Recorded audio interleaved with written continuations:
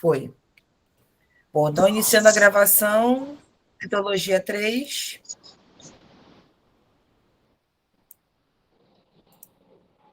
Marta, querida, eu só ia pedir para você desativar o seu som, por favor. Estou tentando desativar aqui, mas eu não estou conseguindo.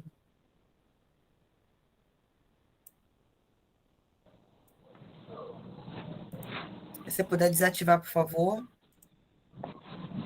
Eu estou tentando aqui, mas está dizendo que só você que pode ativar o próprio som.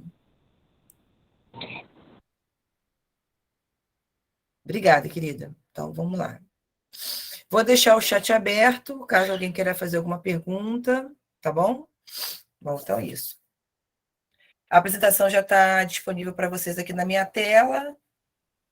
Vou passar alguns slides, né? Porque a gente já viu algumas coisas já a respeito da parte citológica. Então, já vimos aí com relação à classificação das células, né? Com relação ao número. Vimos a importância, né, da célula como unidade básica primordial de todos os seres vivos. Vimos aí diferenças entre seres unicelulares e pluricelulares, eucariontes e procariontes em relação ao núcleo da célula. Com relação ao tempo de vida de cada célula, também já fizemos aí uma discussão já sobre, né? E agora a gente vai começar a ver o que nós chamamos de meio intracelular, tá?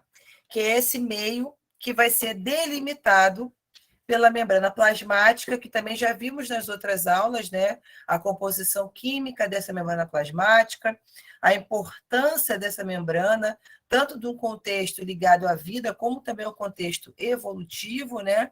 Porque o aparecimento dessa membrana plasmática permite que eu tenha formação dessas células, essa barreira física, né?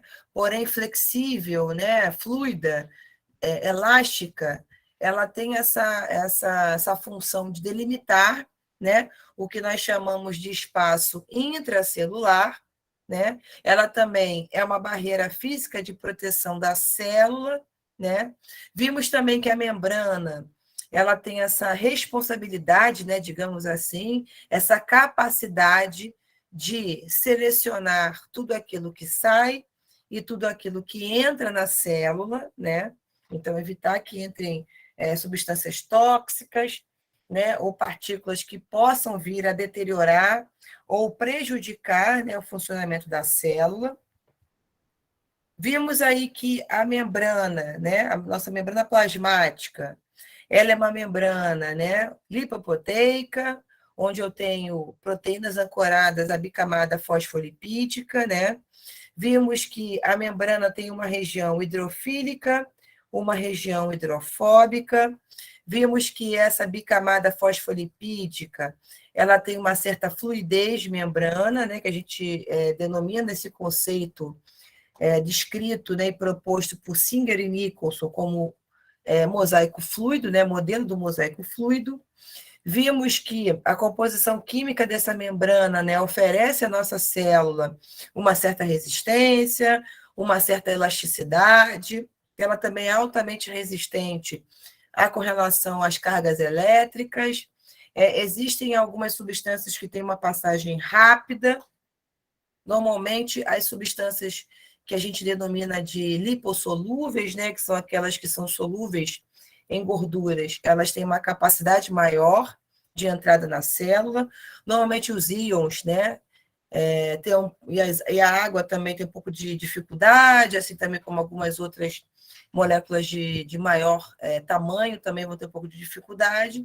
E aí, para isso, nós vimos que a membrana ela possui essa capacidade de selecionar, né, tudo aquilo que entra e tudo aquilo que sai da célula, né, uma capacidade, um conceito importante chamado de permeabilidade seletiva, né, ou seja, essa membrana plasmática ela é semipermeável e ela vai ter essa capacidade de selecionar tudo aquilo que sai e tudo aquilo que entra na célula, tanto por transporte passivo como por transporte ativo, né?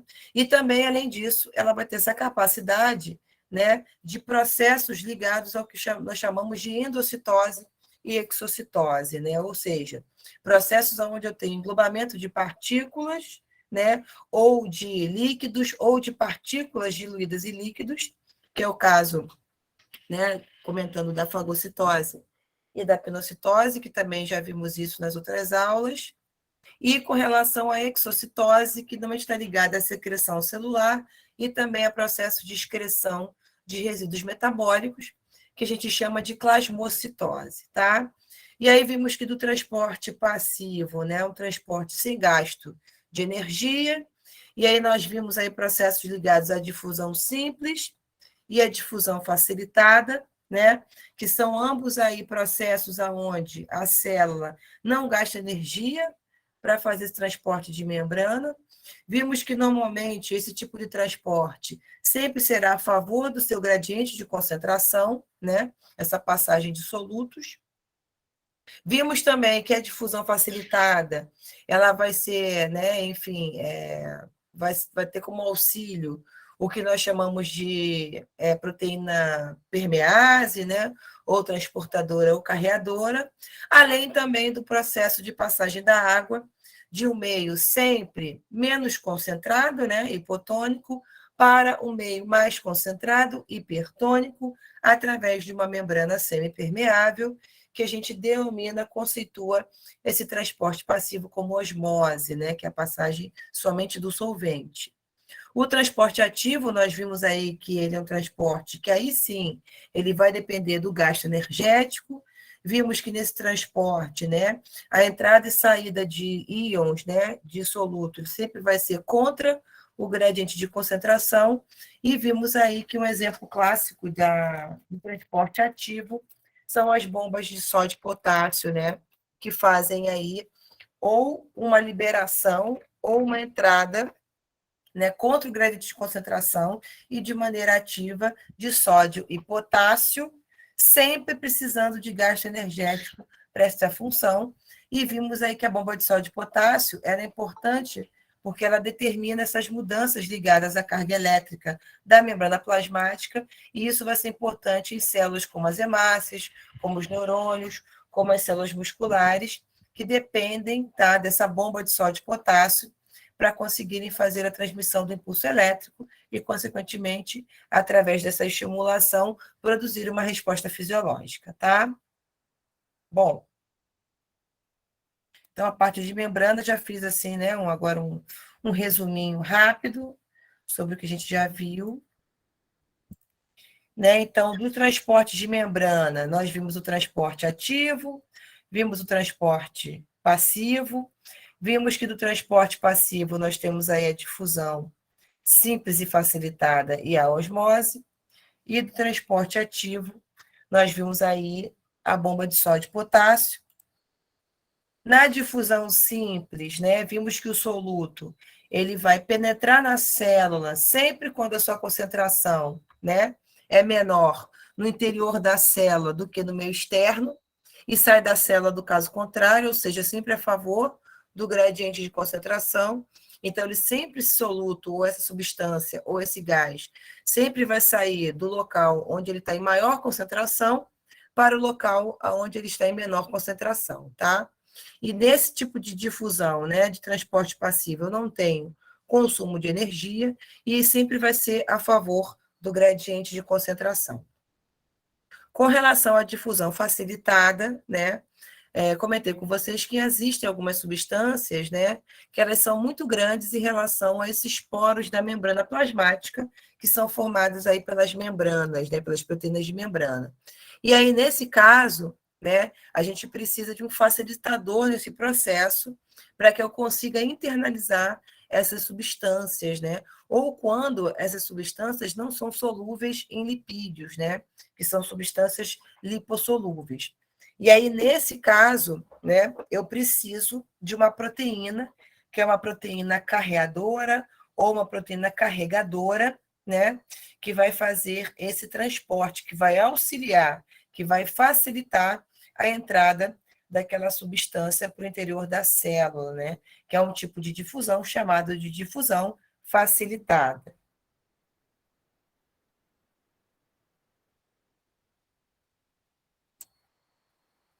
Bom, e aí aqui nesse slide, a gente vê as diferentes formas de transporte, né, de membrana e que são influenciadas pela membrana plasmática, né? Então, aqui na difusão simples, a gente percebe uma passagem livre e espontânea, né, de solutos ou de substâncias, né, para o interior da célula. Dos transportes passivos, né, nós temos, né, os canais iônicos, né, então eu tenho transporte também de forma livre e de forma passiva através de canais, né, formados de proteínas, ou através da utilização de proteínas carreadoras ou transportadoras, né, que nós denominamos de permeases. E eu também tenho aqui as bombas, aonde eu utilizo energia para que eu tenha um processo de transporte, né? E aí, nesse caso aqui, a gente configura isso como transporte ativo, né? Porque normalmente, né, as substâncias ou solutos, eles sempre vão passar do local onde eles estão em maior concentração para o local onde eles estão em menor concentração, né? A única diferença é o caso do transporte ativo, aonde eu tenho um transporte contra o gradiente de concentração, e aí, por conta disso, eu dependo de energia para esse processo, tá?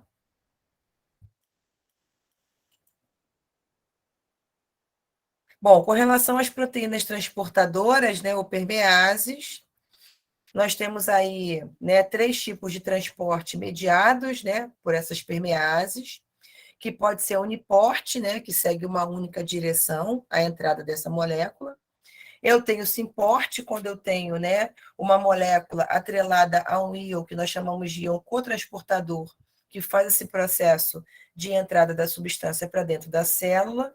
E eu também tenho o que nós chamamos de transporte antiporte, né, onde eu tenho a entrada de uma substância e a saída de outro pelo mesmo canal, né, ou através da mediação da mesma proteína de membrana, né, no caso da permease. Deixa eu ver aqui. Aqui é o comportamento, né, dos mecanismos ligados ao transporte de glicose, auxiliados pelo sódio, né, que é o cotransportador.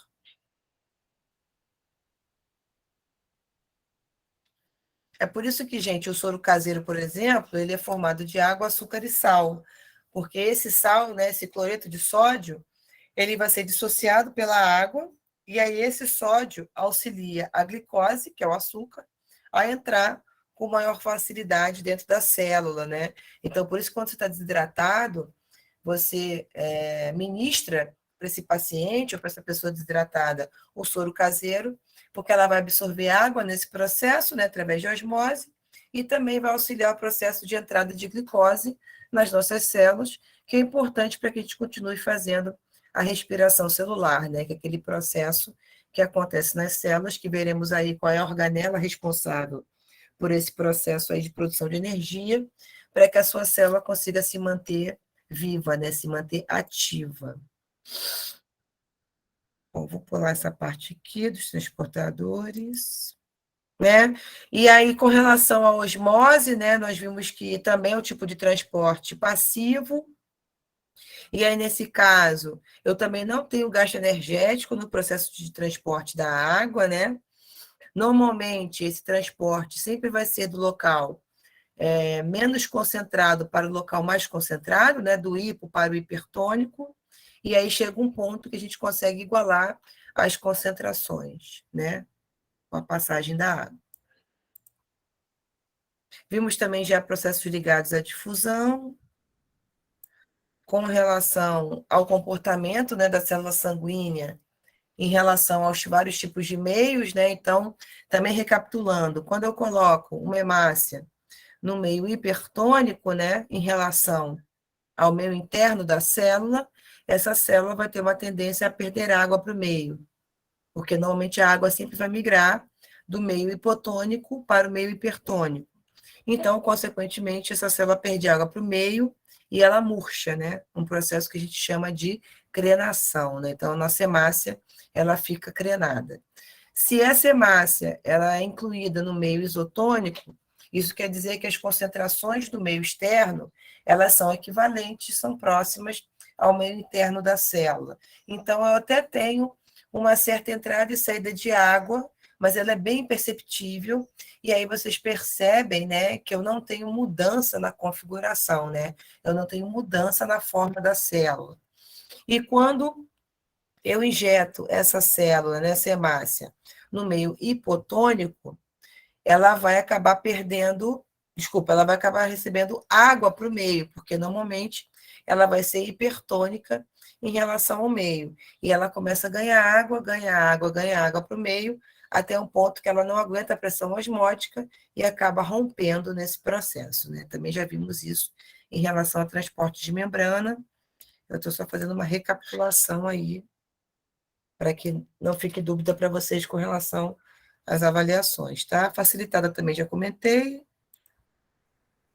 Eu vou passar aqui rapidinho, gente. Relação ao transporte ativo, passivo, endocitoses. No caso da fagocitose também já comentei. Bom, agora vamos para a parte importante ligada aí às organelas celulares, né? Então, eu já tinha comentado com vocês na aula passada, né, que o interior das células, ela vai ser formada, tá, por uma substância aquosa, que nós denominamos de citosol, onde eu tenho água, proteínas, né, no caso, proteína, aminoácidos, proteínas, os sais minerais, né, e algumas outras substâncias que ficam aí dissolvidas dentro do citoplasma da célula, né, que é o nome que a gente dá para essa parte intracelular.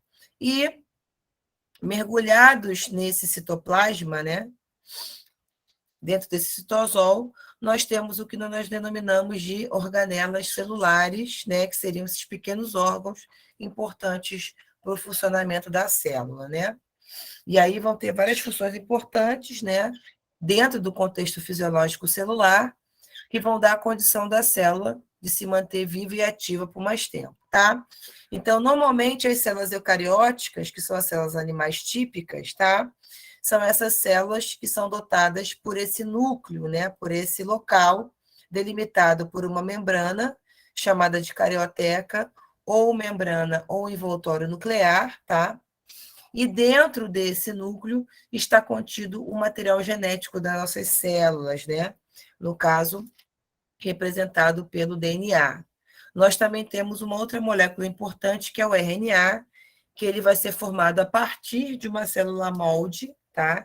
De DNA, e que esse RNA mensageiro, ele vai ser traduzido em proteínas, que também é um processo bioquímico importante aí também para manutenção e produção de proteínas, que eu cheguei a comentar com vocês um pouco na parte da bioquímica, né?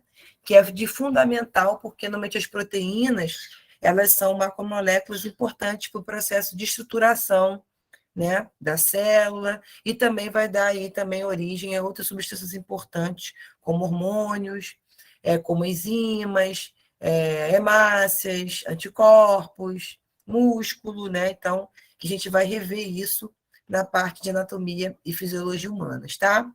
Então, no caso das células eucarióticas, né, normalmente são os organismos dotados aí por uma célula composta por um núcleo organizado e envolvido por uma carioteca, tá? Também são encontradas em todas as células, tá? O que nós chamamos de membrana plasmática, além também das organelas membranosas que estão dispersas dentro do citoplasma da célula, tá? Isso vai diferir com relação a outras células, né, que são procarióticas ou de outros indivíduos vivos, né? Então, normalmente nessa matéria, a gente foca mais na estrutura e nas funções relacionadas à célula animal, tá? Bom, então o citoplasma da célula ou hialoplasma, tá? Ou citosol, ele é um local contido dentro da célula, né? Delimitado pela membrana plasmática, aonde eu tenho um fluido aquoso, né? Aonde estão mergulhadas as organelas celulares e o núcleo, tá? Esse citosol, ele é formado. Sim, querida, pode falar, Diana. Diana?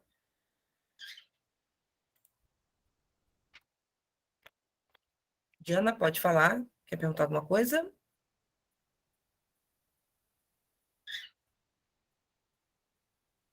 Então, qualquer coisa você coloca no chat que depois eu dou uma olhadinha, tá bom? Deixa eu continuar aqui, então, podemos continuar. Então, comentei com vocês, né, que esse fluido ele vai ser formado por água, proteínas, sais minerais e açúcares, que também são importantes aí para o funcionamento das organelas, tá? Bom, então, com relação às organelas celulares, eu não me lembro se eu comentei alguma coisa com você das organelas, mas vamos agora ver cada organela de maneira separada, sempre também destacando, tá, gente, que as organelas celulares, elas trabalham em equipe, tá? Então, cada uma delas vai ter uma função importante dentro da célula, e cada função dessa organela, ela dá condição ou ela dá substrato para que a outra organela celular consiga, enfim, produzir função nesse processo fisiológico celular, tá? Bom, então a primeira organela celular que a gente vai ver agora é o que nós denominamos de retículo endoplasmático, tá? O retículo endoplasmático, ele vai ser essa organela celular formada por esses canais, tá? Por essas reentrâncias. Por isso que ele é chamado de retículo. E ele é endoplasmático porque ele está contido dentro da célula, né? Ou seja, dentro do citoplasma. Por isso que ele é chamado de retículo endoplasmático, tá? Do retículo endoplasmático, nós temos aí de dois tipos: o retículo endoplasmático liso e o retículo endoplasmático rugoso, né?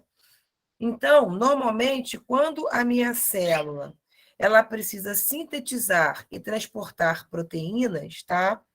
Eu preciso que essas bolinhas aqui, ó, azuis, que a gente chama de ribossomos, esses ribossomos precisam estar aderidos à membrana desse retículo endoplasmático, tá? Então, quando eu tenho essas bolinhas aqui, ó, que são os ribossomos, aderidos à membrana do retículo endoplasmático, tá? Ele se torna o que nós chamamos de retículo endoplasmático rugoso, né? E aí, sempre destacando que o funcionamento da nossa célula sempre vai depender desse trabalho integrado dessas organelas celulares, tá? Então, quando eu tenho esses ribossomos aderidos à parede do retículo, tá?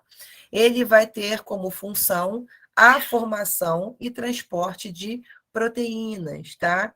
Ele também pode aparecer como retículo endoplasmático granuloso ou granular, tá? E aí esse retículo rugoso, ele vai ser importante para a síntese e transporte de proteínas, tá? Normalmente, esse transporte de proteínas, ele vai ser executado pelo que nós chamamos de vesículas de transferência, tá? E normalmente essas vesículas de transferência, elas ficam fundidas, tá? A membrana tá formada por essa outra organela celular aqui, chamada de complexo de Golgi ou complexo golgiense, tá? Bom, que é esse número 2 aqui. E aí, essa organela, por sua vez, ou seja, esse complexo Golgi aqui, ó, ele vai ser importante porque ele que vai armazenar essas proteínas que são sintetizadas, tá? Que são formadas nesse local aqui, ó, que é o retículo endoplasmático rugoso, tá? E esse. Peraí, só um minutinho, gente.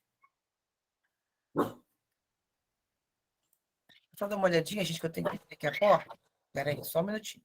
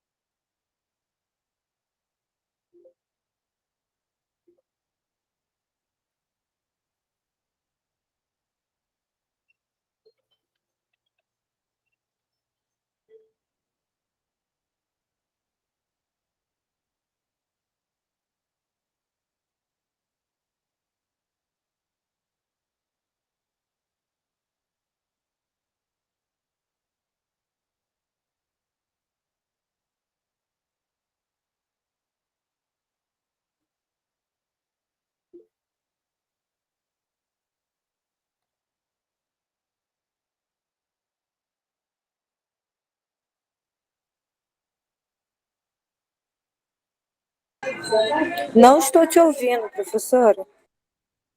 Eu não estou escutando nada também. Não, querida, é porque eu desliguei mesmo, porque eu fui abrir a porta para não vazar o som tá. aqui. Bom, voltei. Bom, eu parei em retículo, não foi? Só um minutinho, peraí.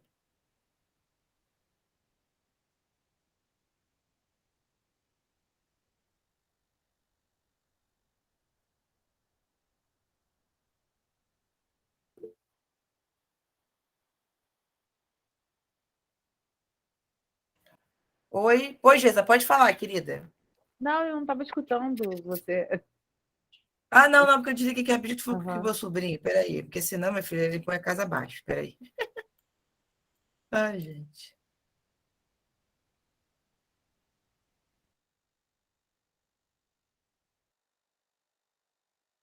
Bom, vamos lá. Então, voltando aqui, retículo. Bom, então, gente, então, retornando aqui, então, esse retículo endoplasmático rugoso, ele vai ser essa organela importante responsável, então, pela síntese e transporte de proteínas através do que nós chamamos de vesículas de transferência, tá? E aí, nesse caso, essas vesículas de transferência, elas vão se fundir à membrana aqui, ó, dessa outra organela celular, que nós conceituamos como complexo golgiense ou complexo de Golgi. Em algumas literaturas também pode aparecer, tá, gente, como aparelho de Golgi, tá? E aí, nesse caso aqui, essa organela celular, ela vai ser importante para o processo de armazenamento e também de modificação, tá, dessas proteínas, né, que é um processo que a gente chama de glicolização, né? Então, eu tenho modificação da estrutura da proteína quando ela chega aí no complexo golgiense, tá? Então, normalmente, tá, essas proteínas, elas são de uso externo da célula, tá? Então, normalmente elas são secretadas para fora da célula, e aí, normalmente, elas podem sair, tá? Dentro dessas bolsinhas aqui, ó, que nós chamamos de grânulos de secreção, tá? Ou vesículas de secreção. E aí eu tenho liberação dessas proteínas para fora da célula. Peraí, gente, só um minutinho.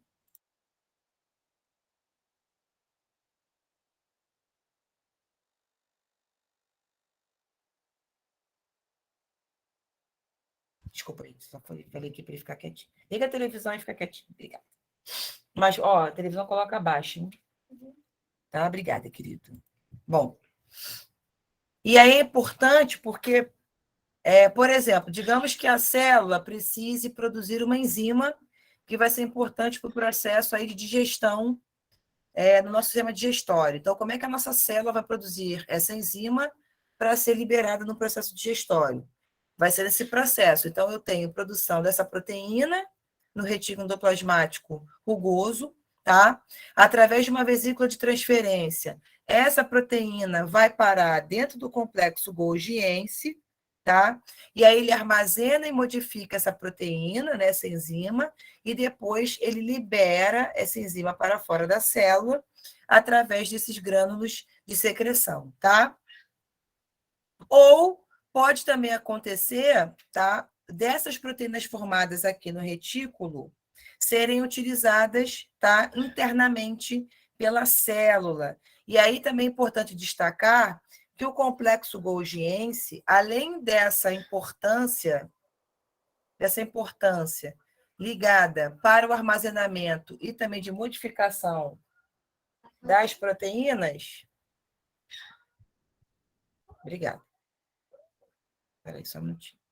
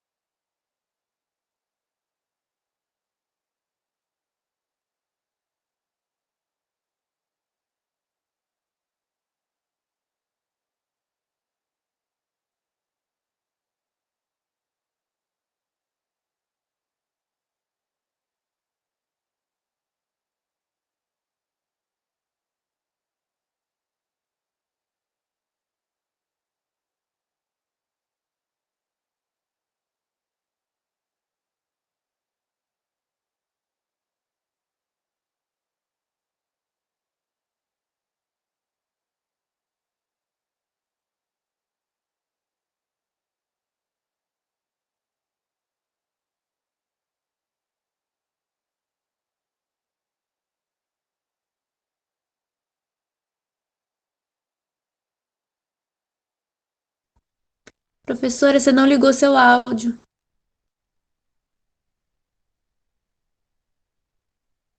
O que eu estava falando. Bom, então, repetindo então aqui, quando o retículo plasmático ele produz essas proteínas, elas tanto podem ser externalizadas, né, no processo de exocitose, ou seja, né, o complexo golgiense ele armazena, modifica essas proteínas e libera essas proteínas para fora da célula através desses grânulos de secreção, ou essas proteínas elas ficarão dentro, né, da célula e serão utilizadas aí para processos ligados ao que nós chamamos de digestão intracelular, tá? Porque eu não sei se vocês já tiveram alguma informação sobre isso, mas os lisossomos, que é a próxima organela que a gente vai ver aqui, que é uma organela importante, né? Para a digestão dentro da célula, ela vai ser formada pelo complexo golgiense, tá? Então, esse complexo de Golgi é que dá origem a esses lisossomos, e aí esses lisossomos vão fazer esse papel de processos ligados à degradação ou de micro-organismos, ou também do processo digestório que vai acontecer dentro da célula, tá? Então, quando essas proteínas são utilizadas para uso interno da célula, tá? Elas podem também ser transformadas no que eu comentei com vocês, que são essas enzimas hidrolíticas, que vão ficar armazenadas, tá, nesses lisossomos, que são essas vesículas que são formadas aí pelo complexo golgiense e que são organelas importantes para o processo de digestão intracelular, tá?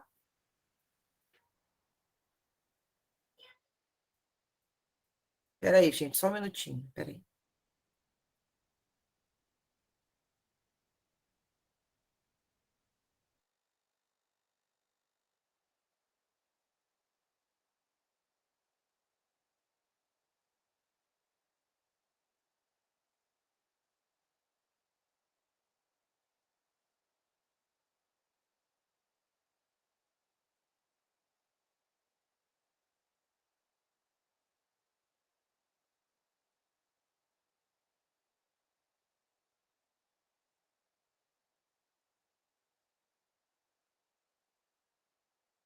Pronto, gente, voltei. Vamos lá. Assim. Bom, outra função também importante com relação ao retículo é o que nós chamamos de retículo endoplasmático liso, tá? Então, normalmente a célula, ela só vai possuir um tipo de retículo, tá, gente? Que é o retículo endoplasmático. E aí, de acordo com, tá, essa adesão desse ribossomo ou não, nessa membrana do retículo, essa organela celular ela pode desempenhar duas funções importantes. A primeira foi aquela que a gente viu anteriormente, que está ligada ao processo de síntese de proteínas, tá? Que é quando esses ribossomos estão aderidos à membrana do retículo e ele passa a se tornar um retículo endoplasmático rugoso, tá? E aí, nesse caso, ele vai ter essa capacidade, né? Esse retículo, ele vai ter essa capacidade de sintetizar e transportar proteínas, tá? Quando esse retículo endoplasmático, tá? Ele não tem a adesão desses ribossomos, tá? À sua parede, ele se torna um retículo endoplasmático liso, tá? E aí, nesse caso, tá? Esse retículo endoplasmático, ele vai ser importante para o processo de formação de gorduras, tá? Ou de lipídios. E aí, normalmente, ele não vai ter esse papel aí na produção de proteínas, e sim na produção de gorduras, tá? Ou de lipídios. Outra coisa importante é que esse retículo endoplasmático liso, ele também vai ter função de detoxificação, tá? Da célula. Então, ele também vai ser uma organela importante para a destruição, a degradação de substâncias tóxicas, tá? Por exemplo, o fígado, né? O nosso fígado, ele tem uma concentração grande de retículo endoplasmático liso, já que o fígado, né? uma das funções importantes ligada ao órgão é esse processo de detoxificação do corpo, né? De você eliminar resíduos, né? Ou substâncias tóxicas que podem fazer mal para nossas células, tá? Então, se o retículo tiver aderido àqueles ribossomos, né? Aquelas bolinhas, ele vai ser um retículo endoplasmático rugoso. Se ele não tiver esses ribossomos aderidos à membrana do retículo, ele se torna um retículo endoplasmático liso. E aí, nesse caso, ele vai ter como função a formação das gorduras. Se tiver o ribossomo aderido, ele vai ter essa capacidade de formação e de transporte de proteínas, tá? Por quê? Porque tanto gorduras como proteínas, a gente já tinha comentado um pouco isso na bioquímica, né? Bem na parte introdutória da citologia, elas são moléculas importantes porque elas vão funcionar para a formação desse organismo vivo, né? Dessa célula. Então, eu preciso ter proteínas, eu preciso dos açúcares para a formação de energia, eu preciso das gorduras, tanto para a formação de membrana plasmática, como também para a formação dos hormônios, né? Então, as gorduras têm esse papel importante. Também são uma segunda reserva energética. Então, por isso que a célula ela precisa ter essa capacidade de formação de proteínas, de formação de gorduras. Veremos também que nós temos uma organela importantíssima para o processo de formação de energia, tá? Então, todos esses processos metabólicos, né, esses processos bioquímicos, eles são de fundamental importância, né, para a formação dos indivíduos e, consequentemente, vai ser importante para o funcionamento da célula, tá? Deve ser por conta da internet, mas enquanto estiver aqui. Mas fiquem tranquilos que essa aula vai ficar gravada. Então, se caso alguma interferência aconteça no som, não tem problema. Depois vocês podem ter acesso a essa aula online, que vai ficar gravada, e aí você pode, de repente, rever o conteúdo, tá? Mas é porque eu estou num lugar abafado aqui, e eu estou de fone, mas qualquer coisa, essa aula vai ficar gravada e depois vocês podem rever essa apresentação, tá, gente? Bom, então vimos aí retículo endoplasmático liso e rugoso, vimos também a importância do complexo Golgiense, né? Bom, outra coisa também importante do complexo Golgiense, que eu comentei com vocês no slide anterior, tá? Tá ligado ao que nós chamamos de secreção celular, tá? Então, nesse processo, né, a gente vai utilizar também, novamente, uma vesícula de transferência, tá? Que vai liberar esse conteúdo para fora da célula, tá? Então, um exemplo também clássico importante, que a gente vai rever isso, tá? Por exemplo, na parte de sistema digestório, tá? É a secreção do que nós chamamos de suco pancreático, tá? Porque vocês vão ver aí no futuro próximo que o pâncreas, por exemplo, ele é uma glândula importantíssima para o processo digestório e também para o processo ligado, né, ao controle da taxa de glicemia no sangue, né? Ou seja, o excesso de açúcar no sangue ele vai ser regulado, controlado pela insulina, tá? Que é o hormônio produzido e liberado pelo pâncreas.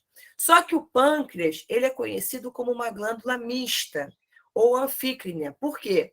Porque tanto o pâncreas tem essa capacidade de produzir e liberar hormônios que estão ligados ao controle da glicemia, que seria a insulina e o glucagon, como também esse pâncreas é importante na formação do que nós chamamos de suco pancreático, tá? Que é um suco digestivo que vai ser utilizado nos processos ligados à digestão, tá? No sistema digestório, e que vai ser produzido, tá? Pelo retículo endoplasmático também, tá? Então, normalmente, o pâncreas, ele produz esse suco pancreático e libera, lança esse suco pancreático dentro do nosso intestino delgado, tá? Então, nesse caso, lá no interior do pâncreas, tá? Que vai ser formado por células, né? Porque toda célula forma um tecido que forma um órgão, né? Então, as células secretoras, tá? Que formam os ácidos, né, que vão formar essas células pancreáticas, são umas bolsinhas que tem dentro do pâncreas, que a gente chama isso aqui de ácidos pancreáticos, tá? Então, esses ácidos pancreáticos, eles serão formados por essas células secretoras, né? E aí, o que vai acontecer? Essas enzimas digestivas, e normalmente as enzimas são formadas de proteínas, tá? Então, essas enzimas, elas serão produzidas no retículo endoplasmático rugoso, tá? E aí, consequentemente, tá? Essas enzimas que são produzidas no retículo endoplasmático rugoso, elas são transferidas para o complexo Golgiense, tá? Que é essa organela celular aqui, através daquelas vesículas de transferência que eu tinha comentado com vocês anteriormente, tá? E aí eu tenho fusão dessas vesículas de transferência com as cisternas aqui, ó, tá? Essas bolsinhas do complexo Golgiense, tá? Deixa eu ver se tem alguém perguntando alguma coisa. Não.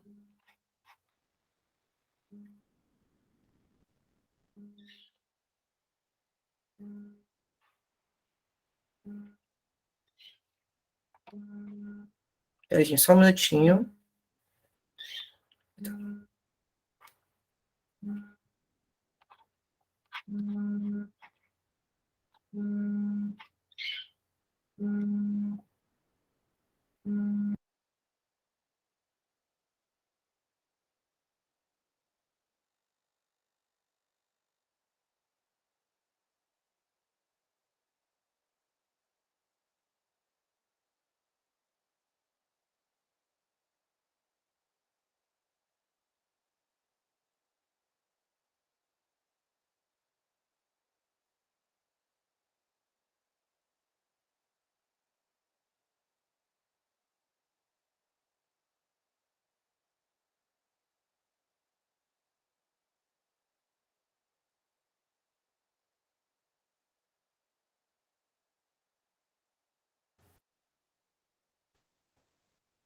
Bom, estou continuando aqui, então. Então, nesse caso aqui específico, né, o retículo endoplasmático rugoso, ele vai produzir uma enzima.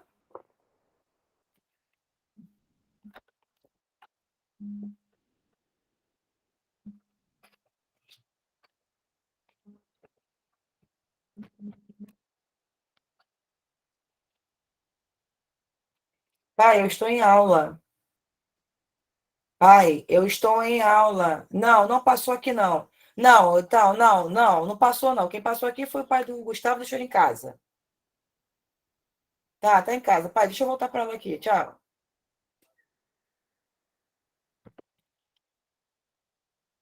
Bom, então, nesse caso, esse retículo aqui, ele vai produzir essa enzima, tá?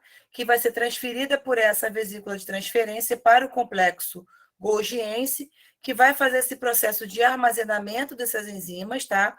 Essas enzimas, elas vão sofrer aquela modificação que vai acontecer no interior do complexo Golgiense, e logo em seguida o complexo Golgiense vai fazer o processo de liberação para fora da célula dessas enzimas, através do que nós chamamos de grânulos de secreção, tá? E aí esses grânulos, eles vão se fundir à parede, vão se fundir à membrana plasmática e serão liberados pela célula através de um processo chamado de exocitose, que a gente já viu na parte ligada a transporte de membrana, tá?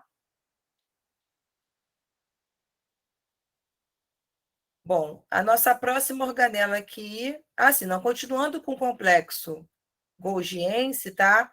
Outra função importante do complexo Golgiense, além do processo ligado à secreção celular, através desses grânulos, tá? Vou até aumentar aqui um pouquinho para vocês aqui a imagem, tá? É o que nós chamamos de formação do acrossomo, tá?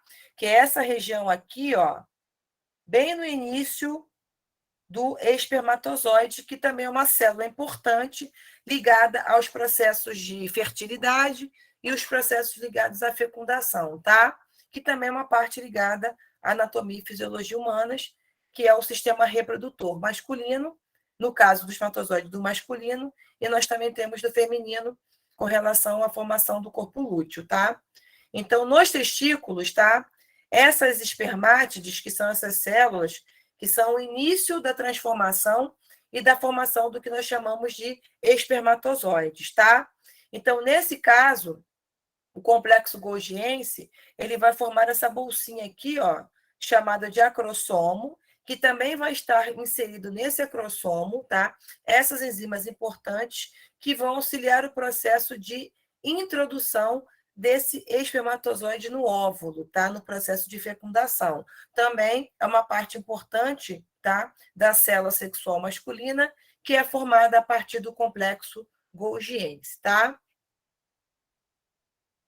Bom, outra organela também importantíssima, que vai ser formada a partir do complexo golgiense, é o que nós chamamos de lisossomos, tá? Então, o que são os lisossomos, né? Qual é o papel, qual é a função importante aí desse lisossomo? O lisossomo vai ser, então, essa organela que é formada a partir do desprendimento, tá? De uma vesícula originada do complexo de Golgi, tá? Então, aqui é o lisossomo, e o lisossomo ele vai ser formado a partir do desprendimento dessa vesícula do complexo golgiense, tá?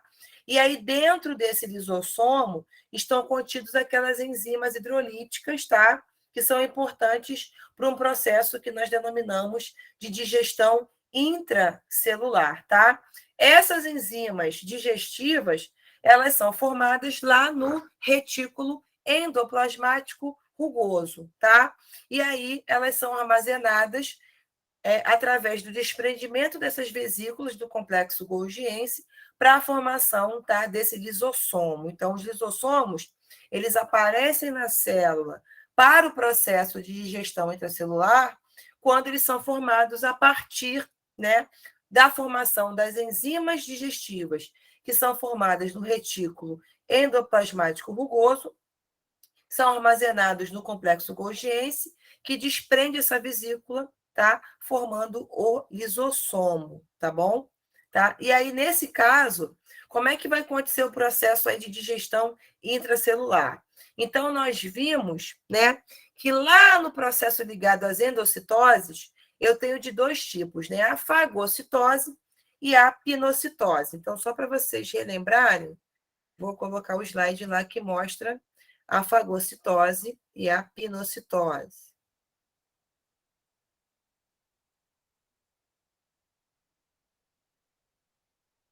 Aqui.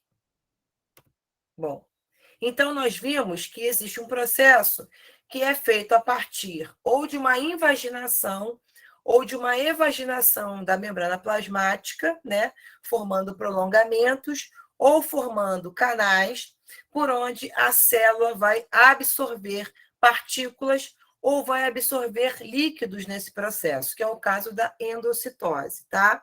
Então, normalmente, quando a célula não consegue introduzir partículas grandes através dos seus poros, tá? Os poros da membrana plasmática, a membrana vai fazer esse processo. Então, temporariamente, ela muda de configuração para conseguir fazer o englobamento dessas partículas, tá? Ou a eliminação, no caso da exocitose, tá?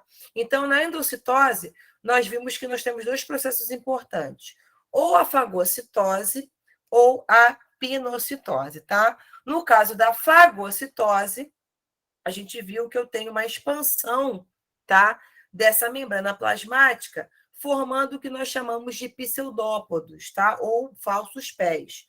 E aí, com a formação desse pseudópodo, eu tenho o englobamento dessa partícula que será inserida para dentro da célula, tá? Então, quando eu tenho esse processo de englobamento, eu formo uma bolsinha de englobamento, e aí dentro dessa bolsinha fica aí armazenada aquela partícula, ou se for o caso de uma célula de defesa, pode ser algum tipo de micro-organismo patogênico, né? No caso de bactérias aí de macrófagos. E aí eu consigo internalizar essa substância para dentro da célula, tá? No caso da pinocitose, que também é um processo importante para o englobamento de partículas, mas nesse caso, ou de partículas dissolvidas em líquidos, tá? Ou de líquidos propriamente ditos. E aí, nesse caso, tá? A membrana, ela vai produzir canais, tá? Através dessas invaginações, que é o caso, por exemplo, das microvilosidades intestinais, tá? Que a gente vai ver isso na parte de sistema digestório. Então, nesse caso da pinocitose, eu tenho o englobamento desses líquidos e dessas partículas que podem eventualmente estar dissolvidas nesse líquido, tá? E aí eu tenho um ponto de encontro, né, de contato entre a membrana e esse líquido, tá? Que ele vai entrar na célula, né, que a gente chama isso aqui de borda de escova, que a gente chama, tá? Esse ponto de contato dessa invaginação que permite, tá, a entrada dessa substância, que a gente chama isso de borda de canal ou borda em escova, tá? E aí forma uma bolsinha também que internaliza esse líquido. E aí, por que isso vai ser importante para o processo de digestão intracelular? E aí a gente volta para o lisossomo.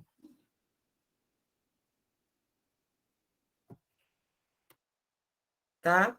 E aí, então, nesse caso, quando eu tenho, por exemplo, né, o englobamento de uma partícula através da fagocitose ou da pinocitose, nesse processo vai formar aquela bolsinha com o líquido ou com a partícula, que pode ser o fagossomo ou pode ser o pinossomo.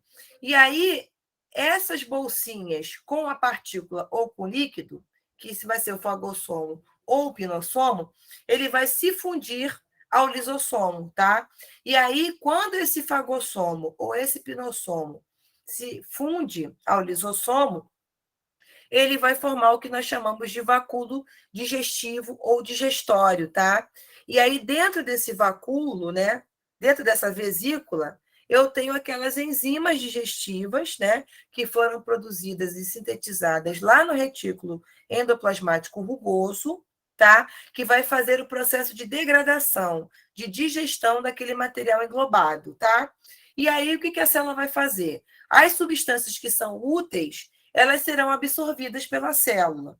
E aquilo que a célula não precisa mais vai se transformar no que nós chamamos de resíduo metabólico, tá? Vai permanecer nesse vacúolo, que agora se transforma no vacúolo residual, e posteriormente a célula libera esse resíduo metabólico por essa vesícula residual, num processo que a gente também já viu, conhecido como exocitose, né? No caso, a plasmocitose, tá? Então, é assim que, por exemplo, a nossa célula consegue digerir partículas ou consegue degradar micro-organismos patogênicos, absorve aquela substância que é mais importante e aquilo que não é vai ser liberado pela célula através de um processo chamado de plasmocitose, tá? Bom, com relação também aos lisossomos, eles podem entrar em mais dois processos interessantes, e eu vou comentar só com relação ou a autólise ou autofagia, tá? No caso da autólise, vai ser a eliminação de uma célula inteira. E a autofagia é a digestão de partes da célula que vai ser feita pelo lisossomo, tá? Então, isso também pode ser feito aí por essa organela celular, tá? Bom, outra organela importante é o que nós chamamos de centríolos, tá? Também vou aumentar para vocês aqui o tamanho da imagem, porque às vezes no slide fica ali um pouquinho aqui, tá? Os centríolos, eles também são importantes porque eles são formados pelo que nós chamamos de microtúbulos, tá? Então, aqui são dois feixes, né? Então, cada centríolo é formado por vários feixes aí desses microtúbulos, tá? E esses microtúbulos, eles são importantes porque eles farão parte, tá? De locais onde eu tenho informação de estruturas de movimentação da célula, que é o caso da formação de cílios e flagelos, tá? Então, esses microtúbulos, eles formam esses complexos chamados aí de centríolos. Normalmente, os centríolos, eles podem ficar próximos aí ao núcleo e ao complexo golgiense, tá? Formando o que nós chamamos de centrossomos, né? No caso das células animais, tá? Então, nesses locais, eles são importantes no processo de divisão celular, tá? Ou na formação do fuso mitótico, tá? Que é a parte ligada à divisão celular chamada de mitose, ou também pode ser aí importantes na formação do que nós chamamos de cílios e flagelos, tá? Que seriam aí essas estruturas de locomoção da célula. No caso, por exemplo, do sistema respiratório, tá? Além da formação do muco, né, que é liberado pela mucosa nasal, né, nessa região da traqueia, eu tenho o que nós chamamos de células ciliadas, tá? Que são essas célulazinhas aqui, ó, desse epitélio estratificado, e eu tenho esses cílios que são importantes para o processo de filtração do ar, né? E também da remoção de algum tipo de partícula ou algum tipo de micro-organismo no processo inspiratório, tá? Então, esses centríolos, eles são importantes para a formação de flagelos e também para a formação de cílios, né? E no caso, né, da nossa estrutura anatômica, fisiológica, ela é importante na formação dessas células ciliadas da nossa mucosa nasal e também da parte respiratória ligada à traqueia, tá? Que são importantes para a movimentação do muco e também no processo aí de filtração do ar que a gente inspira, que nós vamos ver isso na parte de sistema respiratório, tá?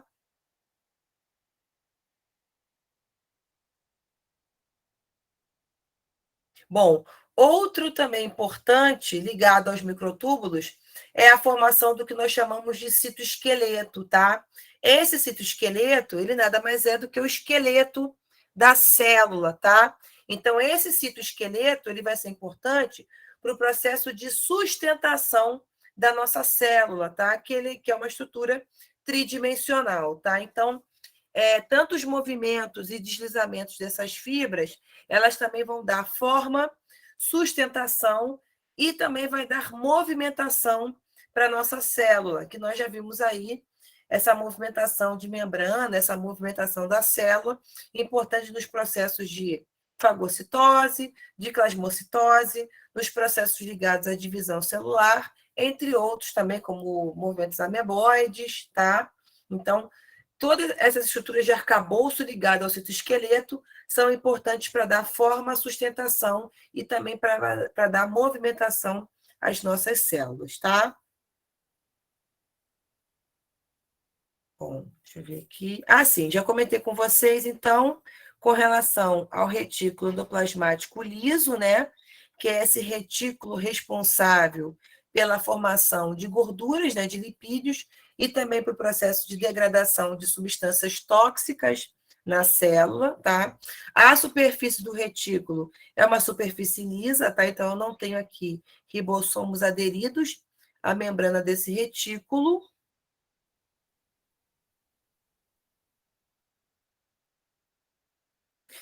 Vimos também que todas as substâncias que são formadas no retículo, elas podem ser transportadas através dessas vesículas de transferência, tá?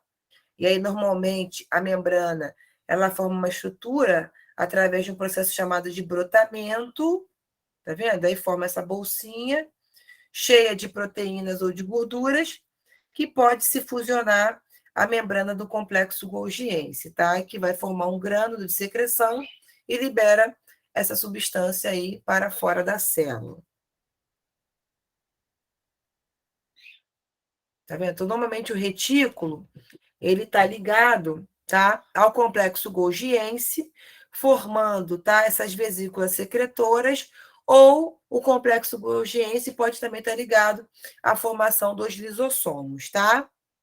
Que são importantes estruturas celulares aí de organelas, importantes para o processo aí de digestão intracelular, tá?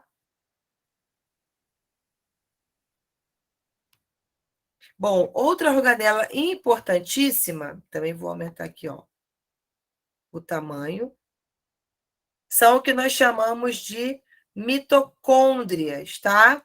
Então, as mitocôndrias, elas são essas organelas celulares, tá vendo? Ela também é uma organela que tem membrana, tá? Que essas organelas, elas estão imersas no citosol, tá?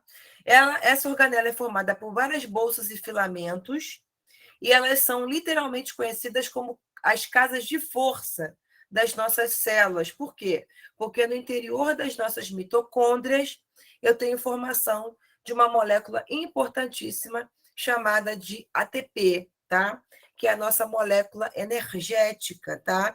Então, para que a célula consiga se manter ativa com todas as suas atividades, essa célula precisa produzir energia, tá?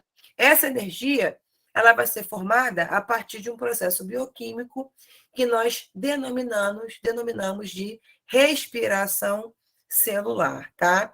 Então, no processo de respiração celular, que acontece dentro das nossas mitocôndrias, tá?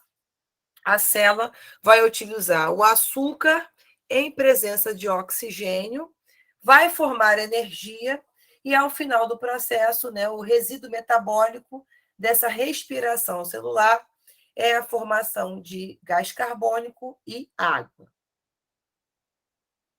Bom, o ATP, que é essa molécula formada lá dentro da mitocôndria, tá?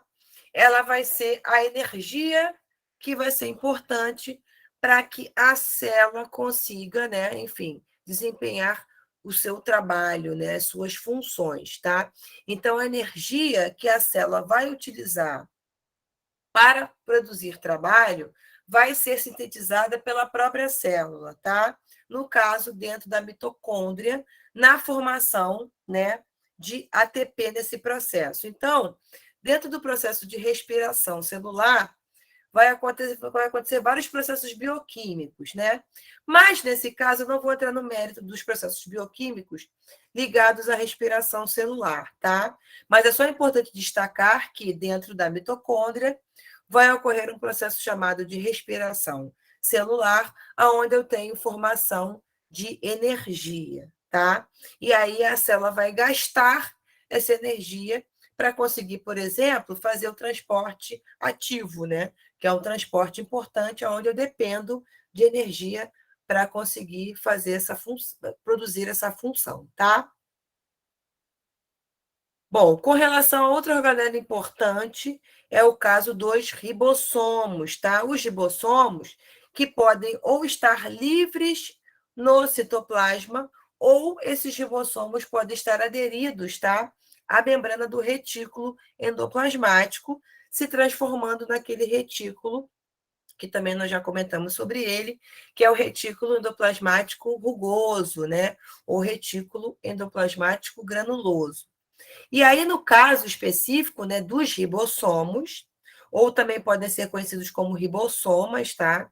Esses ribossomos, eles são aí estruturas importantes, tá? Na formação das proteínas.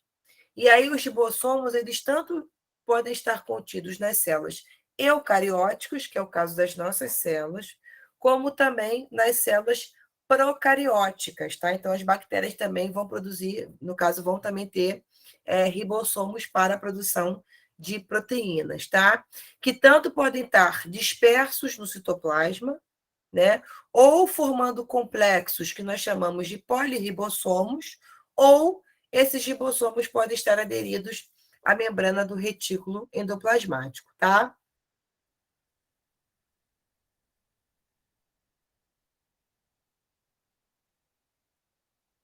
Deixa eu ver aqui.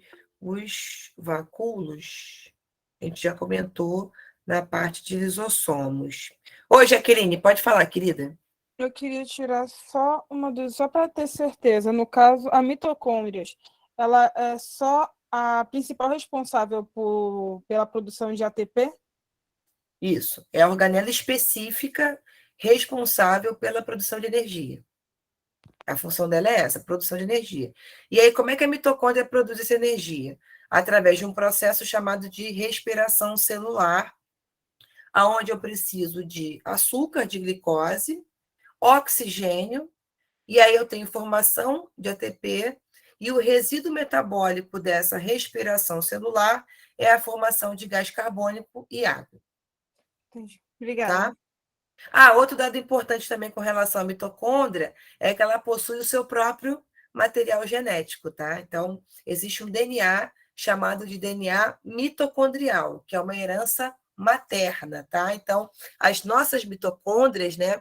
O nosso material genético mitocondrial, quem nos fornece isso, quem passa para a gente isso são as nossas mães, tá? Então, é uma herança materna nesse processo.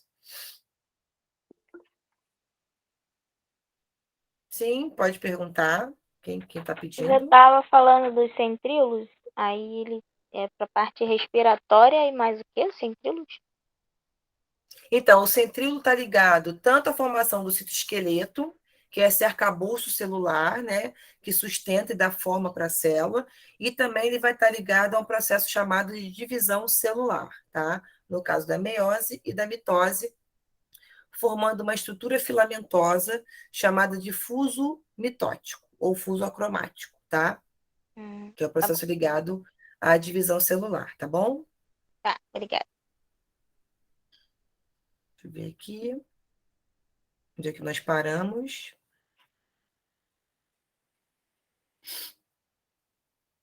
Tá, os vacúolos digestivos também eu já comentei com vocês. Os peroxissomos também são organelas importantes, tá? Por quê? Porque esses caras aqui, eles são importantes para o processo de degradação de água oxigenada, né? Que é o tal do peróxido de hidrogênio, né?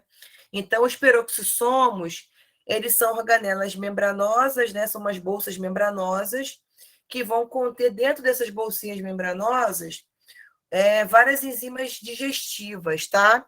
Então, os peroxissomos, eles são muito parecidos, tá?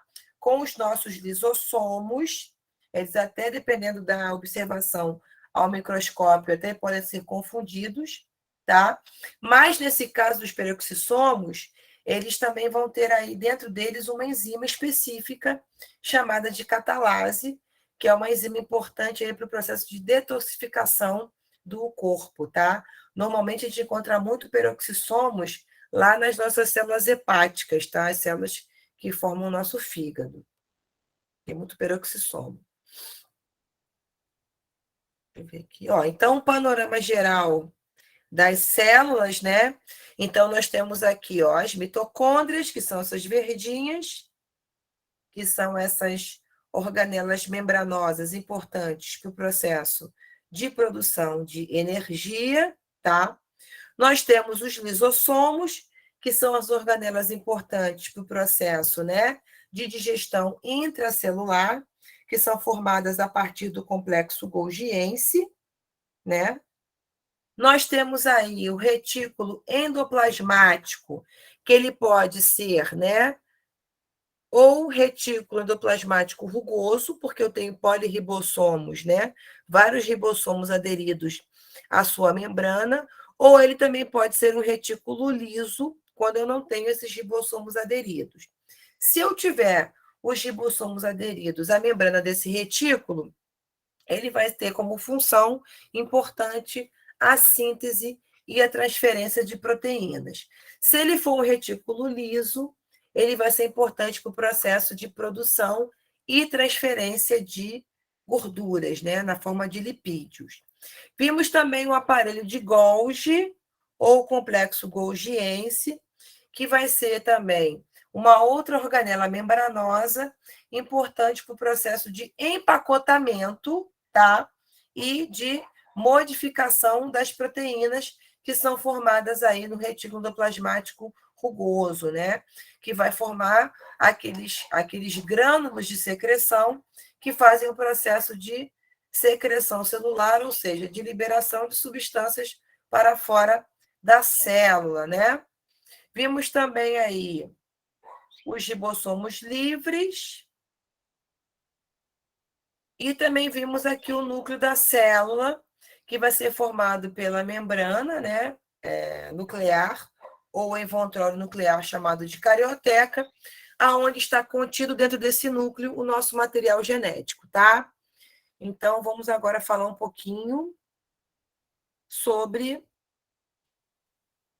o nosso núcleo da célula, tá? Bom, então vamos lá, deixa eu saber que horas são aqui. A gente já está conseguindo finalizar. Vamos lá, então, o que é o núcleo da célula, tá? Então, o núcleo da célula, ele vai ser um espaço delimitado pelo que nós chamamos de carioteca, que é essa membrana nuclear aqui, ó. Ela é cheia de furinhos, cheia de poros, tá? Então, essa carioteca ou também conhecida como membrana nuclear, tá? Ela é uma membrana dupla, lipoproteica, porque ela é formada de gorduras e de proteínas, assim como a nossa membrana plasmática, tá? E aí, essa membrana é importante porque ela vai separar o nosso material genético do citoplasma, tá? Porque no caso das células procarióticas, ou seja, que não possuem núcleo, esse material genético ele vai estar disperso, tá, no citoplasma da célula, tá? No nosso caso, das nossas células eucarióticas, esse material genético ele vai estar separado do nosso citoplasma por conta desse envoltório chamado de carioteca ou membrana nuclear, tá? Essa membrana, ela vai ter cheia de furinhos, tá? Parece um queijinho suíço, assim. Cheio de furinhos, tá? Porque eu vou ter passagem de substâncias entre o núcleo e o citoplasma, tá? Então, a membrana também do núcleo, ela tanto vai delimitar o espaço aonde vai ficar contido o nosso material genético e também vai ser importante para o processo de passagem de substâncias entre o núcleo e o citoplasma, tá? O interior do nosso núcleo também vai ser formado por uma massa, só que nesse caso é uma massa muito parecida, essa massa gelatinosa, muito parecida com o nosso citosol, tá? Que a gente chama isso de cariolinfa, ou suco nuclear, tá? Bom, outra parte importante do núcleo é essa região aqui pretinha, ó, que nós chamamos de nucleolo, tá? Que ele vai ser uma estrutura densa, que não vai ser delimitada por nenhuma membrana, tá?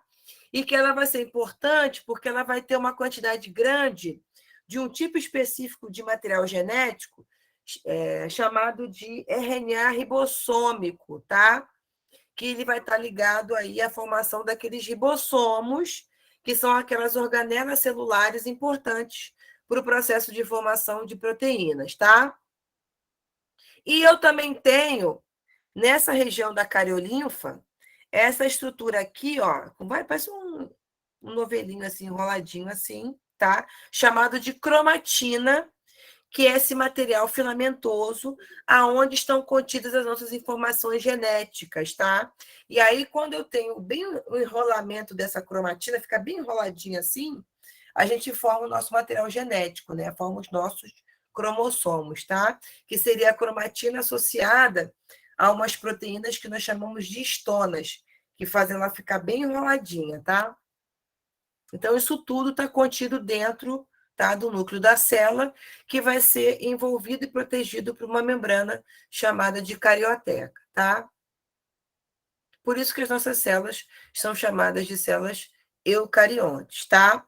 Essa cromatina, e aí falando de uma forma bem assim, bem básica, porque eu também não vou entrar na parte da genética, né? Da parte ligada à genética molecular, que seria esse estudo dos nossos cromossomos, tá? Mas, de maneira assim, bem geral, essa cromatina ela vai ser importante para a formação dos nossos cromossomos, tá? Que é o nosso material genético, tá? E aí, interessante destacar que essa cromatina ela vai ter duas regiões importantes, tá? Uma região que nós chamamos de eucromatina e uma região que a gente chama de heterocromatina. E aí, só por uma questão de vocês só terem uma noçãozinha ligada a essa parte da genética molecular, normalmente a eucromatina é uma região mais ativa dos nossos cromossomos, tá? Onde isso vai ser traduzido em proteínas, né? Vai ser transcrito. Então, é o local mais ativo, tá? Do nosso material genético. E essa região aqui, ó, enroladinha, é o que nós chamamos de heterocromatina, que seria uma parte onde o material genético está inativado, tá? E aí, quando eu tenho bem enrolado, enrola bem enroladinho, tá? Eu tenho formação do cromossomo, e aí, quando esse cromossomo é duplicado, ele vai ter 4 bracinhos, tá? Que nós chamamos de cromátides, que está ligado ao processo também de divisão celular, tá? Mas seria, a grosso modo, seria isso, tá? E aí o nosso cromossomo, ele vai ser formado por essas tétrades, né? Essas cromátides. e aí eu tenho uma região central chamada de centrômero, e aí nesse local, tá vendo? Tudo enroladinho, esses filamentozinhos aqui, ó. Cada pedacinho desse aqui eu tenho o meu DNA, o meu material genético, tá? Normalmente, né, os cromossomos, eles ficam agrupados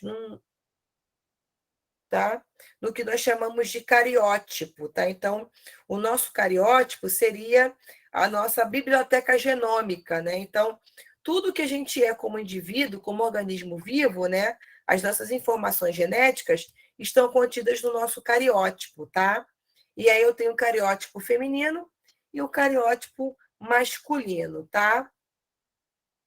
Bom, com relação aos nossos cromossomos, né, com relação às nossas células, as nossas células, elas são células que nós chamamos de células diploides, tá? Por quê? Porque todo indivíduo vivo, né, é formado por duas células importantes, né? Os óvulos e os espermatozoides. O óvulo e o espermatozoide é o que nós chamamos de células haploides, tá? Que são essas células aqui, ó, que elas vão possuir metade do número de cromossomos, tá? Essas células haploides, elas são os nossos gametas sexuais. No caso das fêmeas, né, das mulheres, os nossos gametas são os óvulos, e no caso dos homens, os gametas são os espermatozoides, tá? E aí, cada célula dessa vai produzir, no caso, vai ter 50%, tá?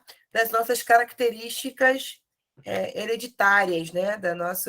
Dos nossos genes. Então, todo mundo é formado por metade das características do nosso pai e metade das características da nossa mãe. E aí, quando eu tenho a fusão do gameta sexual mais feminino, que é o óvulo, com o gameta sexual masculino, que é o espermatozoide, quando isso se funde, eu formo o que nós chamamos de célula-ovo ou zigoto, que é uma célula diploide, ou 2N, que vai possuir 50% das características do nosso pai e 50% das características da nossa mãe, tá?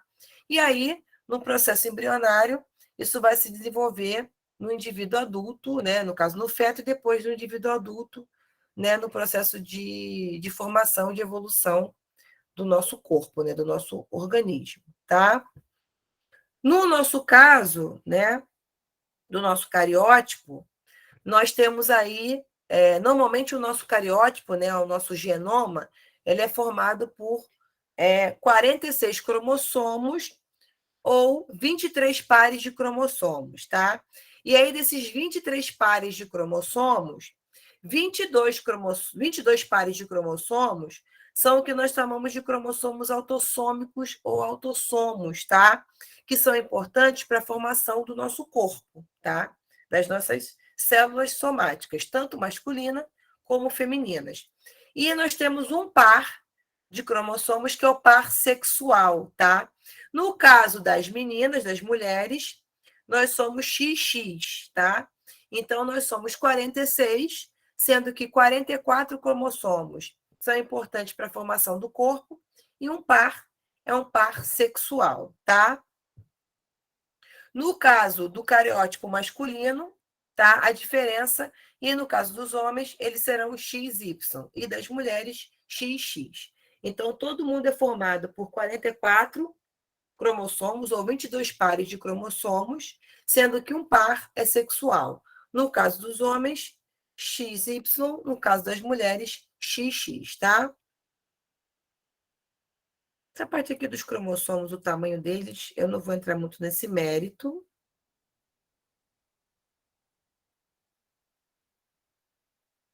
Bom, com relação aí aos cromossomos, também é importante destacar o processo ligado à divisão celular. Eu também vou falar bem rapidinho, que é a parte da meiose e da mitose. Eu tenho que ver se tem algum slide aqui. Deixa eu ver se tem algum slide sobre divisão celular.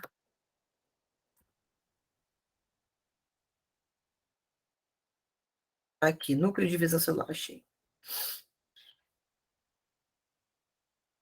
Achei. Então, eu vou fechar essa apresentação aqui e vou compartilhar outra apresentação que é só específica, ligada ao núcleo e à divisão celular, para a gente conseguir fechar os conceitos importantes ligados ao núcleo da célula, tá? Então, compartilhando de novo com vocês aqui a minha tela. Aqui, ó, parte de divisão celular. Também vou falar bem assim o básico, tá, gente? Porque como somos aí um curso técnico, a gente não precisa entrar em todos os eventos ligados à divisão celular, mas é importante destacar a divisão celular, a mitose e a meiose, para que vocês tenham aí essa informação para o futuro de vocês. Então, vou compartilhar aqui o processo ligado à divisão celular, tá? Bom, então, com relação à divisão celular, tá? Alguns conceitos são importantes que a gente precisa relembrar lá do ensino médio, para que a gente não fique aí meio perdido nessa parte, mas eu também não vou entrar muito no cerne da divisão, mas eu vou mostrar só diferenças importantes aí entre mitose e meiose e alguns conceitos importantes aí para a gente relembrar, tá?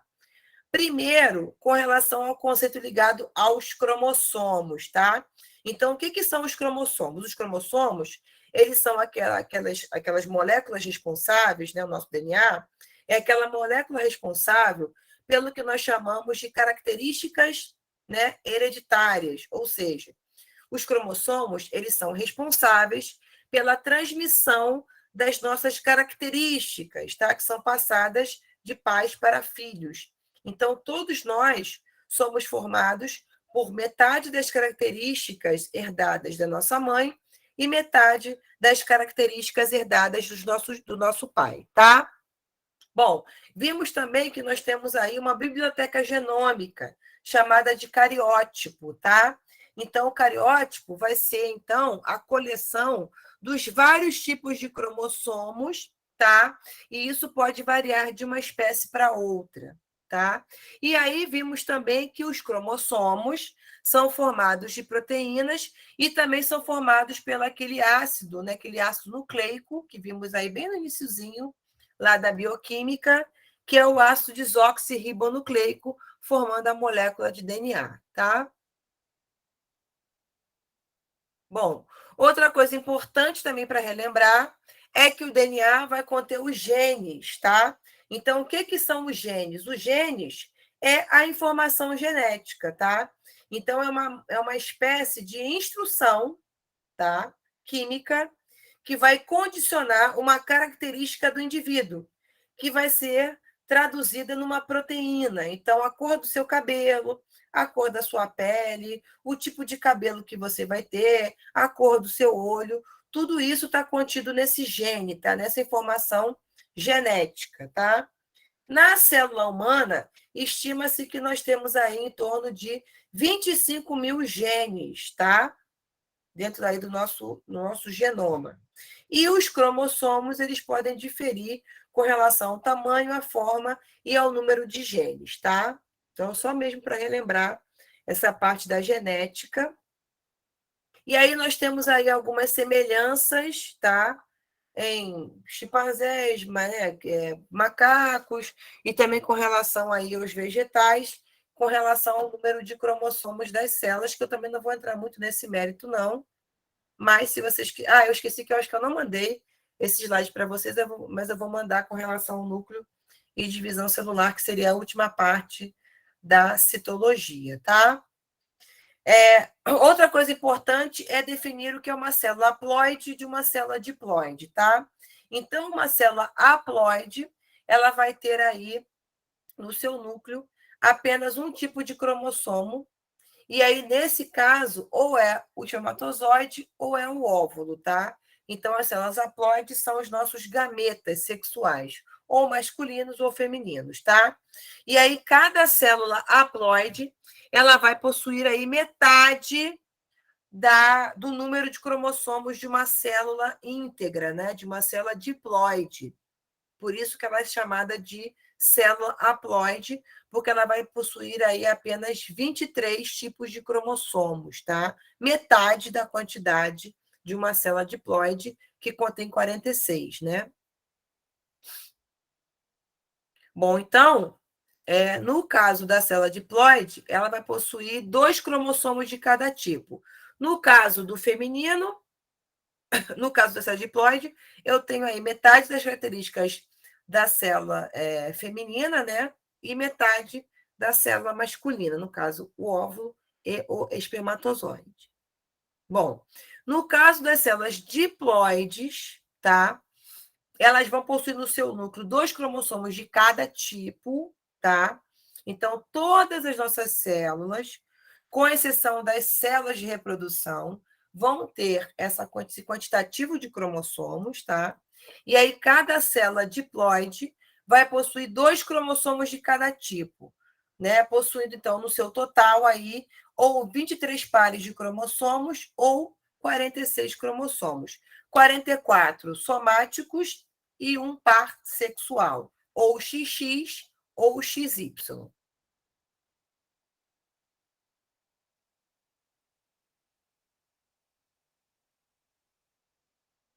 Gente, só um minutinho, que está muito silêncio. Deixa eu saber se a criança está viva. Peraí, só um minutinho.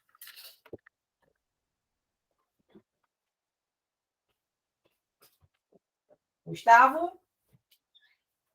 Gustavo? O seu avô já chegou? Já pegou as coisas? Já? Cadê a chave de casa? Tá aqui em cima a chave? É assim mesmo. Dentro de casa.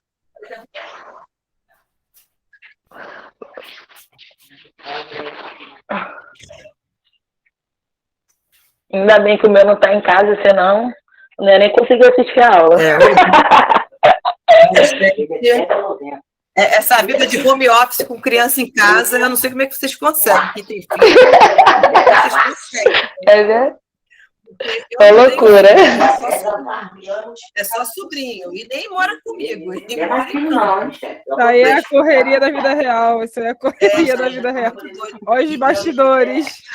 Bastidores da notícia. Bastidores da aula. É cachorro latindo, é criança chorando, é gente batendo na porta. Olha, gente, mas... É vizinho gritando, que aqui é os vizinhos. A nossa aula Aqui é os vizinhos. umas 2 vezes só hoje. Aqui é tranquilo, aqui não tem muito vizinho barulhento. Gente, aqui em Campos não tem nada, você não vê ninguém, não escuta nada. Só os grilos, professora. Os vagalumes e os cachorros da vizinhança. O resto, né? E aí tem aquela coisa que minha mãe falava, né? Criança em silêncio está fazendo alguma coisa. É perigo. Tá muito quieto. Maior verdade. Tá muito quieto, tá apontando muito alguma quieto, coisa. Tô sozinha com ele aqui em casa, que a mãe dele teve que sair.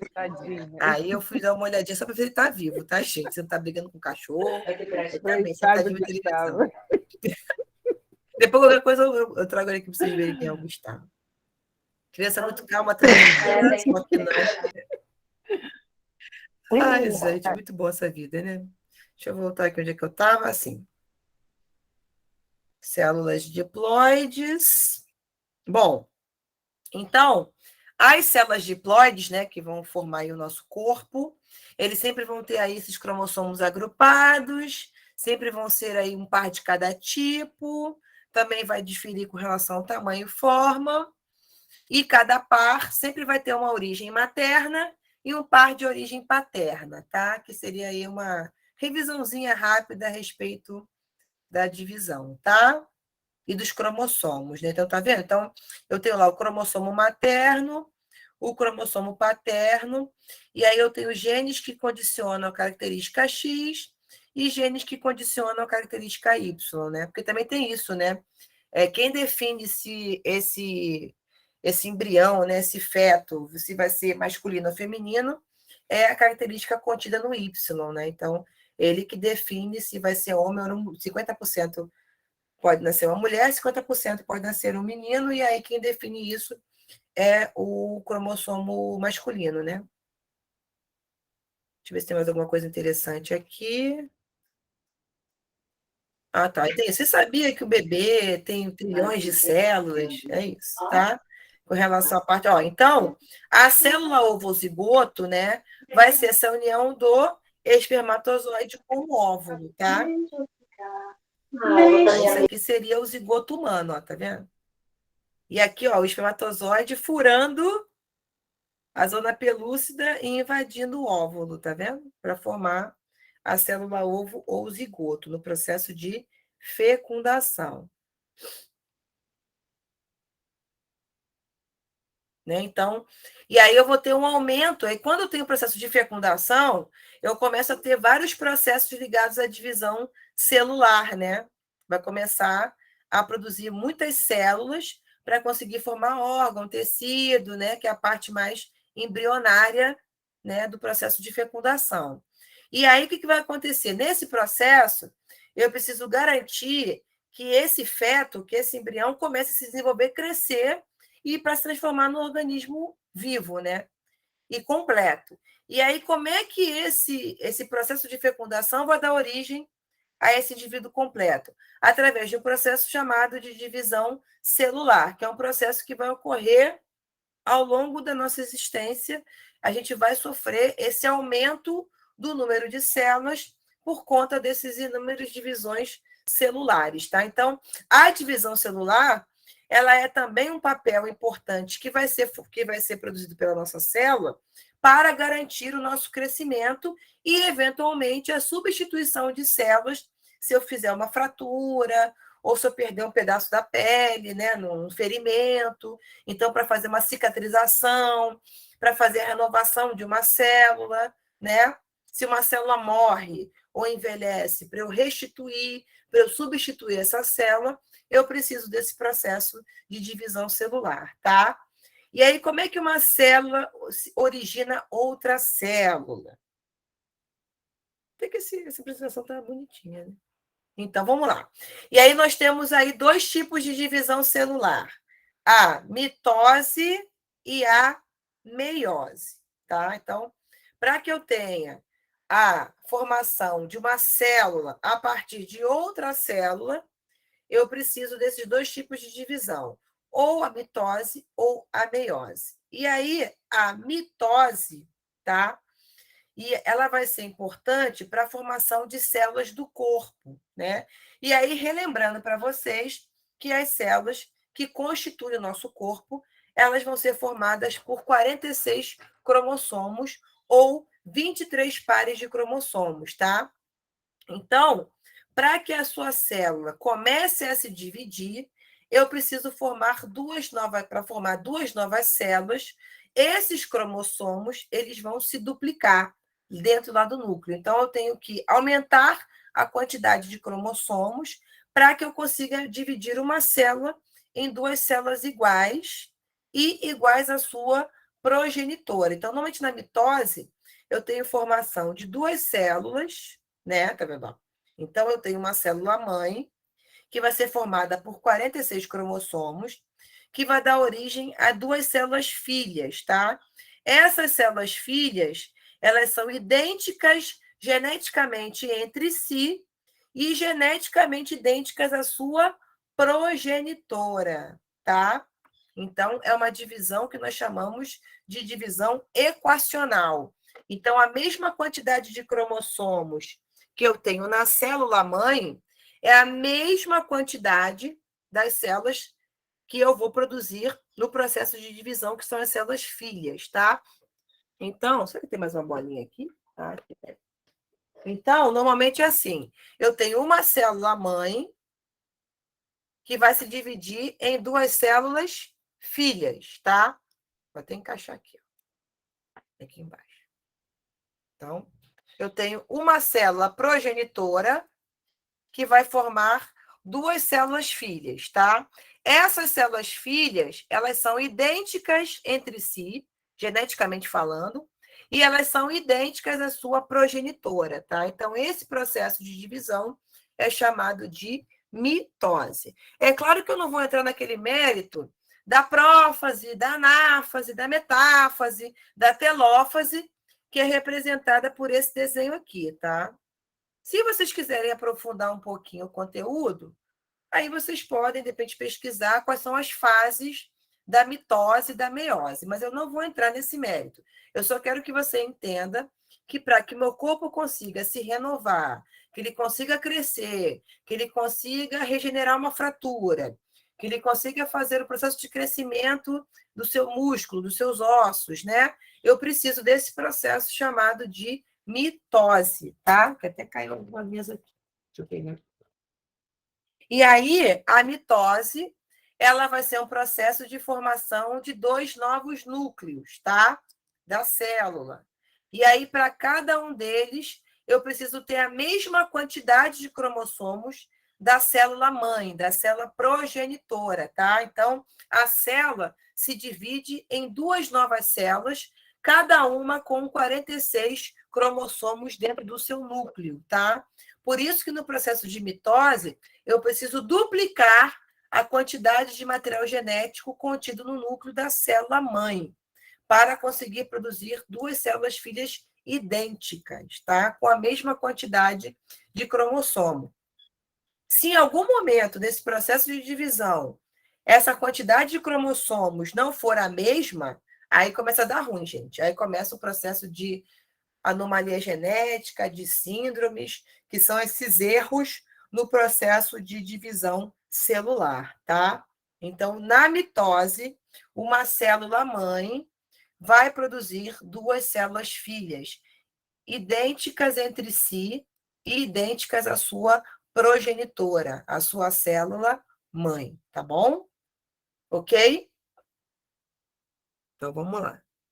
Então, qual é a importância da mitose? Então, a mitose, ela é importante porque ela garante que cada célula filha receba um conjunto completo de informações genéticas, porque se isso aqui se perder, ou vier com informação perdida, ou informação pela metade, na mitose, aí começa a dar ruim, tá? Que é o que nós chamamos de erro genético no processo de divisão celular, tá? Outra coisa importante da mitose é que ela permite o crescimento do indivíduo, tá? Outra coisa importante da mitose é que ela vai substituir as células que morreram por células novas, que é o processo de renovação celular. Outra coisa importante da mitose é que ela é importante para o processo de regeneração de partes lesionadas do organismo, tá? Então, aí são as funções importantes, né? A importância da mitose nesse processo de divisão celular, tá? Bom, e aí qual é a outra divisão importante, tá?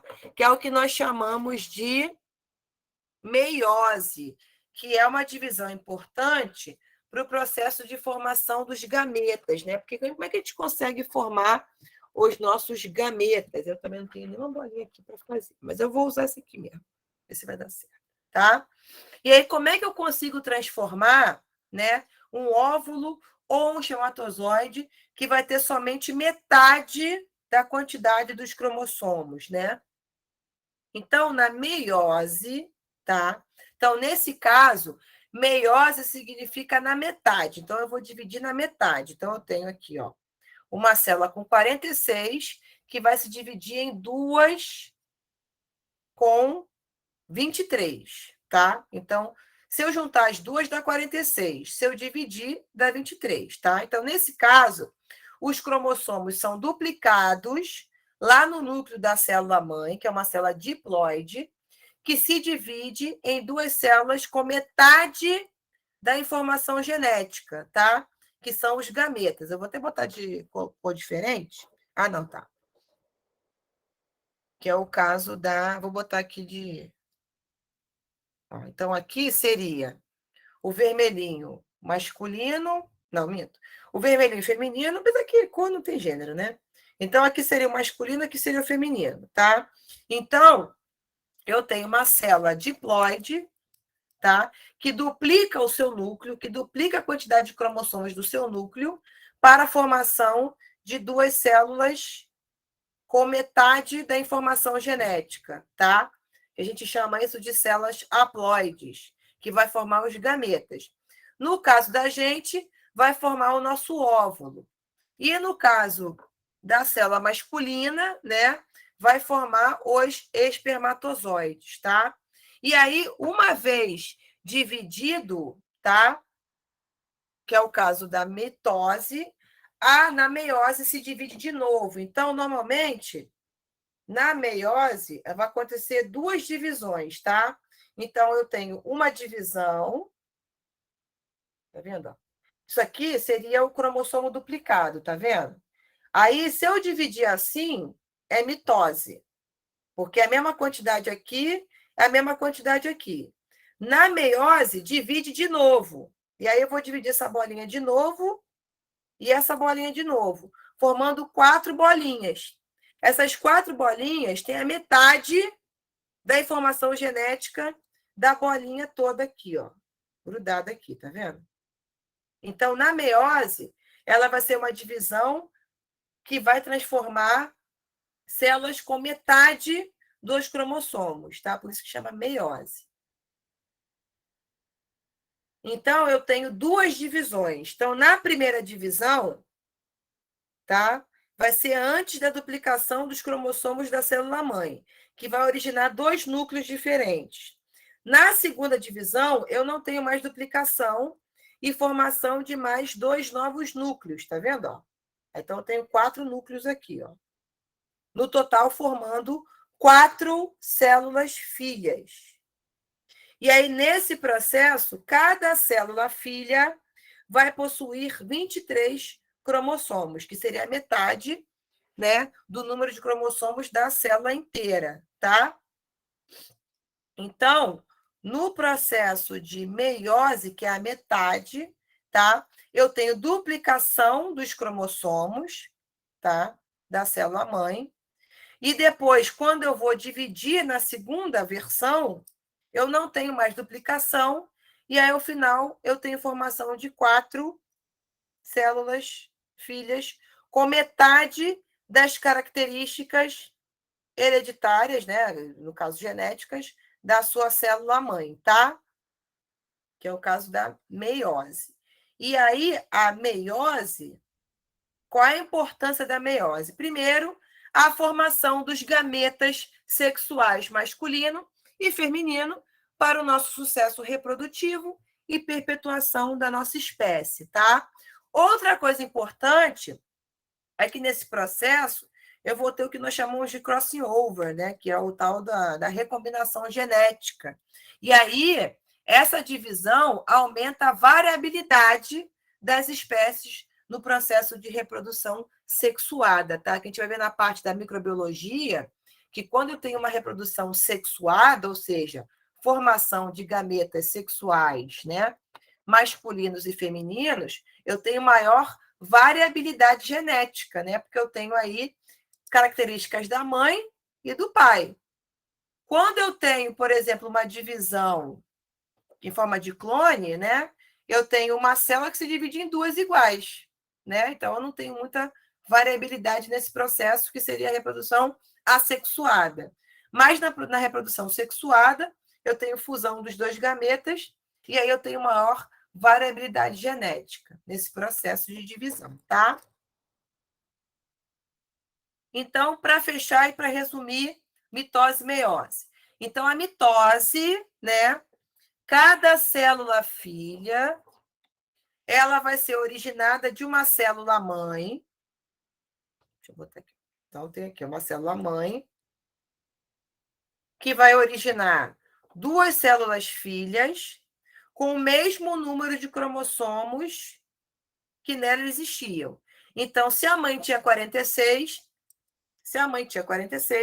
ela forma 2 células filhas também com 46 cromossomos, tá? No caso da meiose, cada célula mãe origina 4 células filha. Só que nesse caso com metade do número de cromossomos da célula mãe, tá? Que é o caso da formação de células haploides, que é importante para o processo de reprodução, tá? Então, mitose, cada célula-mãe origina 2 células filhas com o mesmo número de cromossomos que nela existiam.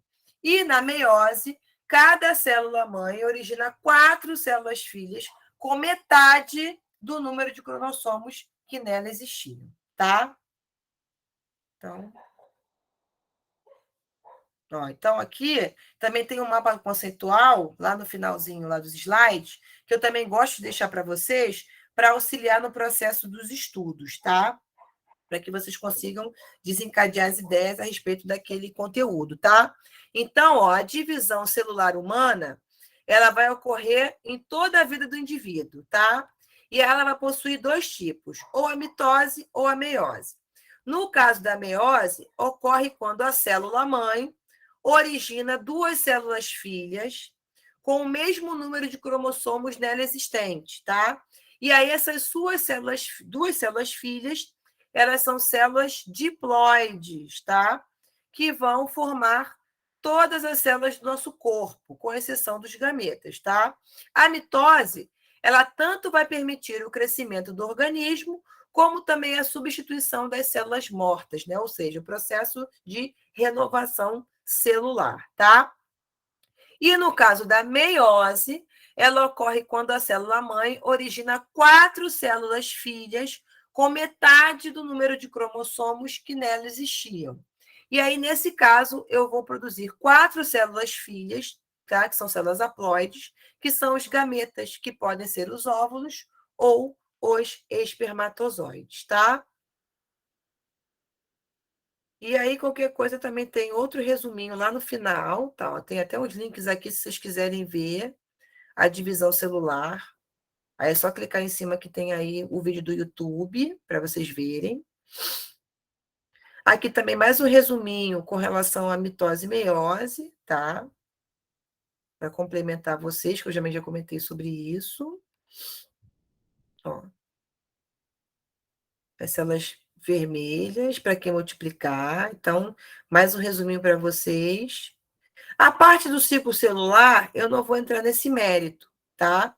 Do ciclo celular, com relação aí aos processos ligados à divisão, mas eu quero só que vocês entendam com relação à diferença entre mitose e meiose e a importância desses dois processos na divisão celular, tá?